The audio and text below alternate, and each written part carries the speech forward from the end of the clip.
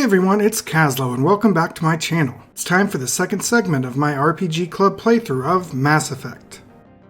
As I said on the last episode, I've been an avid listener of the podcast RPG The After Years and its predecessor RPG The Golden Years. The podcast focuses on RPG reviews and news. Last year they began a new community event known as the RPG Club. Imagine a book club, but for RPGs. They break up a community-chosen RPG into digestible chunks, usually about 5 hours, and discuss those segments every 2 weeks like a book club. If you want to check out RPG The After Years, you can find a link in the description below.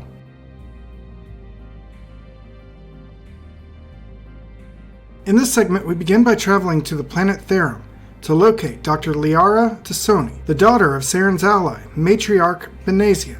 When the Normandy arrives, we find a planet under attack by the Geth. After traversing the surface of the planet, the team fights their way into a mining tunnel to find a Prothean structure. Inside, Shepard finds Liara bound up behind an impenetrable barrier. After freeing her, Liara explains that she is not working with Saren and joins the team. After a quick battle with another of Saren's minions, the team returns to the Normandy to debrief. Liara explains that she's an expert in the Protheans and believes that their destruction appears to be part of a cycle that repeats itself whenever a society becomes too technologically advanced. The team then heads for the planet of Pharos, colony organized by the Exogeny Corporation to investigate Geth activity on the planet. Upon arrival, the team assists the colony of Zhu's Hope and discovers a man who seems a bit mentally unstable. Not able to get answers, the team sets off for another part of the colony where the heart of Geth activity is taking place. Along the way, the team finds a group of researchers who've set up a small base to escape the attack. In investigating the research area they came from, Shepard discovers that the corporation had interest in Pharos to experiment on a mind-controlling plant, Thorian, using the citizens of Zhu's Hope as test subjects.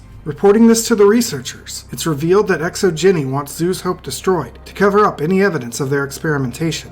Shepard then rushes back to Zhu's Hope to rescue the citizens there. Upon arrival, in addition to fully mind-controlled citizens, the team is faced with zombie-like creatures under the control of Thorian. Taking out these creatures and taking down the citizens with non-fatal measures, the team locates Thorian and attempts to reason with it. However, it's not interested in conversing with humanoids and releases more zombies and some Asari clones to attack Shepard. Eventually, the team tears Thorian from the walls where it's been hiding, and it falls to the planet's surface, most likely dying in the process. After Thorian is dealt with, an Asari escapes from a pod in the wall. This Asari apparently had been working with Saren, but Saren sacrificed her to Thorian in exchange for the cipher. The cipher contains all history of the Protheans, and Asari is apparently also in possession of the cipher, and is able to transfer this information to Shepard. With time, it's said that he will eventually understand it. And that's where we leave off for part 2 of the RPG Club.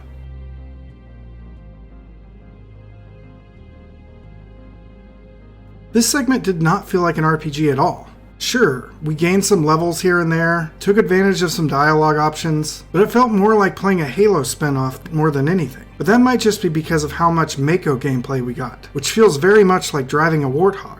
And I know many people struggled with the Mako controls, but for me, it felt really natural. I was also able to try out more of the Vanguard's biotics, namely the ability Barrier. This was useful a few times in the playthrough to use in place of healing. Otherwise, I still haven't found the biotic powers that useful, and they're really hard to use in combat.